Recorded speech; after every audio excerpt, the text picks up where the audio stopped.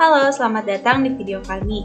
Video ini merupakan video presentasi program yang telah kami buat untuk memenuhi nilai UAS Komputasi Oceanografi. Program yang kami buat adalah Weather Window Analysis for Port. Anggota kelompok kami yaitu saya sendiri, Ajeng Tiara Putri Salsabila dengan NIM 129-19006, lalu ada Sylvia Tuzuro 129-19003, Dian Alvira 129-19008, Zulfikar Kartadimaja 129-19021, Ahmad Al-Fauzan 129-19039, M. Rizky Ramadan 129-19044, dan Gaby Susanti 129-19045. Konten yang akan kami paparkan meliputi latar belakang, tujuan, pembahasan, kesimpulan, kelebihan dan kekurangan, serta skenario program kami. Perkembangan teknologi di era digital seperti sekarang ini bertumbuh semakin cepat dari hari ke hari, dan itu menuntut setiap orang untuk menguasai teknologi. Seiring dengan perkembangan teknologi tersebut, bahasa pemrograman juga berkembang. Salah satu dari banyak bahasa pemrograman adalah bahasa pemrograman Python. Python memiliki banyak kegunaan, diantaranya adalah komputasi numerik, dan juga kelebihan, yaitu sintaksnya jelas dan mudah terbaca. Dengan kegunaan dan kelebihan Python ini, maka kelompok kami memilih untuk menggunakan Python untuk membuat program Weather Window Analysis for Port. Untuk mengerjakan berbagai jenis operasi di pelabuhan, tentunya perlu dilakukan berbagai macam analisis. Salah satunya adalah cuaca, agar pekerjaan tersebut berlangsung dengan aman. Maka dengan program ini dapat ditentukan jadwal yang memungkinkan bagi berbagai jenis operasi untuk bekerja di pelabuhan. Tujuan dari pembuatan program ini adalah untuk mengolah data mentah dari stasiun pengamatan dan menghasilkan visualisasi data yang akan dimanfaatkan sebagai acuan operasional dalam pelabuhan. Selanjutnya adalah penentuan parameter program. Parameter yang digunakan dalam program ini adalah kecepatan angin. Kecepatan angin ini dapat menentukan jenis atau sistem apa yang dapat bekerja dalam pelabuhan Jakarta ini. Dalam program ini kita menggunakan 3 jenis pengoperasian, yaitu wind speed limit for crane operation sama dengan 7 meter per second, wind speed limit for lifting operation sama dengan 5 meter per second, dan wind speed limit for installation operation sama dengan 10 meter per second. Batasan angka untuk kecepatan angin di sini, batasan angka tidak ada batasan yang khusus, sehingga dalam penggunaan program ini dapat diganti sesuai kebutuhan pengguna program. Selanjutnya adalah kesimpulan dari program ini. Hasil dari program ini adalah visualisasi dari pengolahan data. Dari visualisasi ini kita dapat menentukan sistem atau jenis pengoperasian apa yang aman atau mudah dilakukan di pelabuhan Jakarta ini. Selanjutnya, ada kelebihan dan kekurangan dari program kami. Yang pertama, kelebihannya. Kami menggunakan Python, yang mana Python ini memiliki banyak compiler yang free. Kedua, mudah diubah sesuai dengan kebutuhan user. Dan terakhir, kami menggunakan Google Colab, yang mana Google Colab ini dapat membagi codingan secara online, terintegrasi dengan Jupyter dan GitHub, dan dapat dirunning menggunakan smartphone. Kedua, kekurangannya. Diperlukan data mentah, diperlukan kajian untuk menunjang penarikan kesimpulan, dan terakhir diperlukan pemahaman Python, karena tidak semua orang tahu bagaimana cara kerja Python, sehingga kita harus mengetahui dasar-dasarnya terlebih dahulu.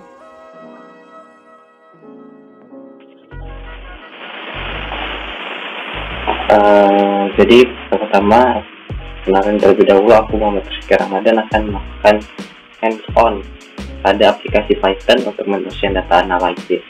Jadi di sini study case-nya adalah untuk penggunaan weather window analysis for North Jakarta Port. Jadi di sini pembuatan jendela cuaca, analisis jendela cuaca untuk pelabuhan di Jakarta Utara. Di Di sini Rizky mengambil data di Stasiun Meteorologi Maritim Tanjung Priok pada tanggal 1 November 2020 hingga 30 November 2020 yang tersedia di website dataonline.bmkg.go.id.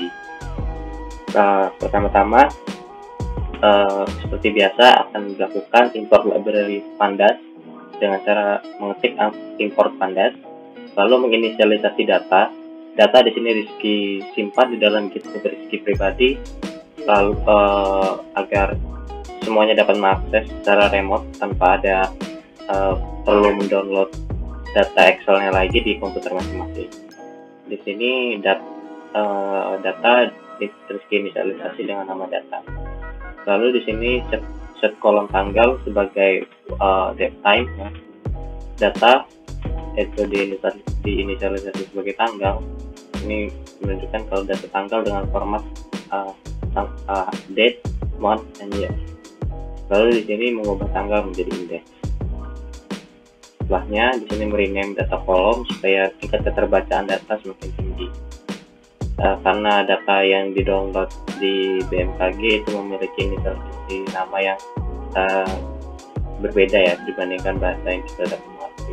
Di sini contohnya ada temperatur minimum, di datanya itu berinisialisasi TN. Jadi maka kolom TN yang di awalnya dirubah menjadi temperatur minimum 9 derajat Celcius. Bisa kita lihat di sini data head, yaitu untuk mengecek apakah data sudah benar dengan cara melihat 5 data awal dari data yang sudah kita import.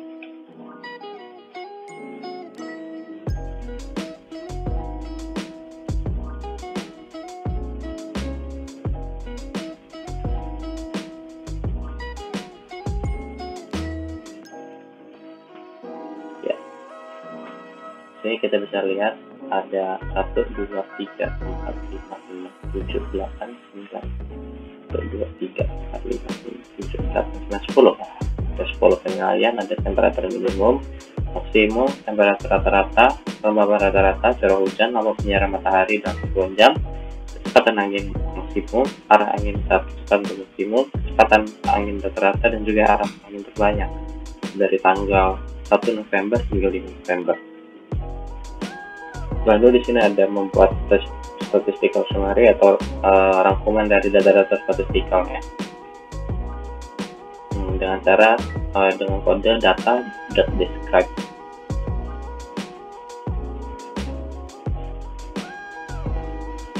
Lalu di sini ada membuat perataan data per minggu dengan inisialisasi nama weekly data sama dengan data resample w.sub.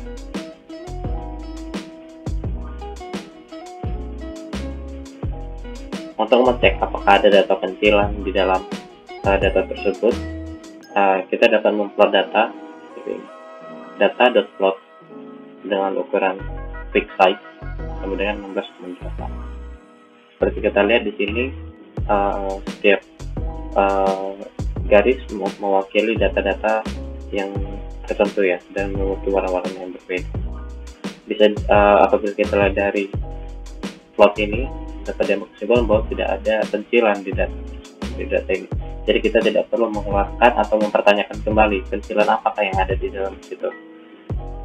Lalu selanjutnya di sini kita mengekstrak variabel untuk kecepatan data angin, karena di weather windows yang kita buat sekarang membutuhkan data kecepatan angin. Kecepatan angin itu kita integrasi dengan nama wind data, wind underscore data, karena di dalamnya adalah data kecepatan angin maksimum. Kita cek data wind data head atau melihat 5 data awal. Kenapa di sini sudah ada tanggal sendiri? Ya, di sini ada tanggal sendiri karena di sini tanggal sudah diinisialisasi sebagai indeks. Lalu di sini ada plot data to illustrate atau memplot data untuk memvisualisasi lagi, untuk mengilustrasi data yang sudah kita lihat terusan agar keterbacaan data semakin jelas. Bisa lihat di sini adalah data dari kecepatan angin maksimum selama 30 hari di bulan November tahun 2020 di Stasiun Meteorologi Tanjung Priok. Lalu di sini kita set limit operasinya atau pengerjaannya itu memiliki batas kecepatan minim maksimal berapa untuk pengerjaannya. Di sini untuk limitasi untuk lifting operation yaitu sebesar 5 meter per second. Di sini untuk limit untuk crane operation adalah 7 meter per second, sedangkan untuk limit installation adalah 10 meter per second, atau untuk instalasi operation limit kecepatan angin maksimum yang terjadi adalah 10 meter per second. Nah, di sini sebenarnya kita untuk melihat saja gitu kan. Window lifting kita ada berapa data. Di sini ternyata untuk pengerjaan window lifting itu hanya bisa dilakukan di tanggal 4 November, 5 November, 7 November, 8 November, 10 November, 13 November, 21 dan juga 27 November. Lalu selanjutnya ada window frame, yaitu sama seperti barusan, tapi sama seperti sebelumnya, tapi kita di sini melihat berapa tanggal-tanggal berapa saja kita dapat melakukan crane operation atau operasi dari crane. Seperti ini. Juga di sini ada window installation dulu. Setelah seperti ini, kita dapat menggabungkan data-data tersebut menjadi ke dalam suatu tabel yang utuh. Di sini saya menginisialisasi win data yang kurang dari limit crane itu sebagai WW crane, dan juga selanjutnya di sini membuat tabulasi datanya menggunakan data frame. Pertama membuat data frame kosong yang bernama DF, lalu ditambah 3 opsi nama yaitu crane operation, lifting operation, dan installation operation.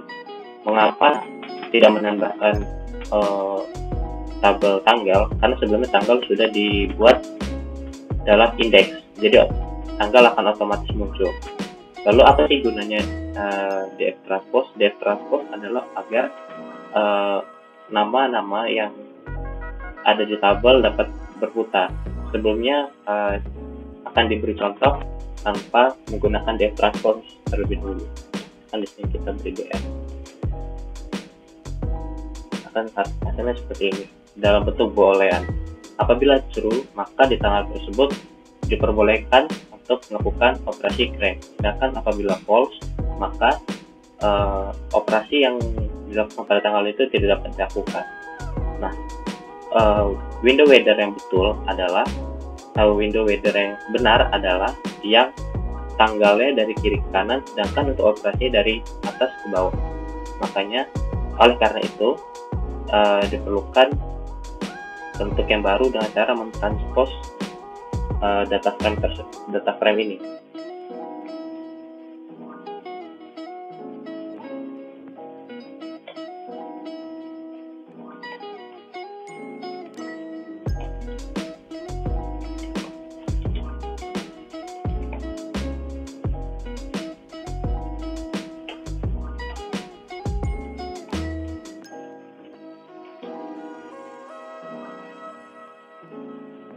Jadi ya itu seperti ini. Pada tanggal 1 November 2020 maka hanya dapat dilakukan 2 operasi, yaitu pekerjaan crane dan juga pemasangan, sedangkan lifting operation tidak dapat dilakukan.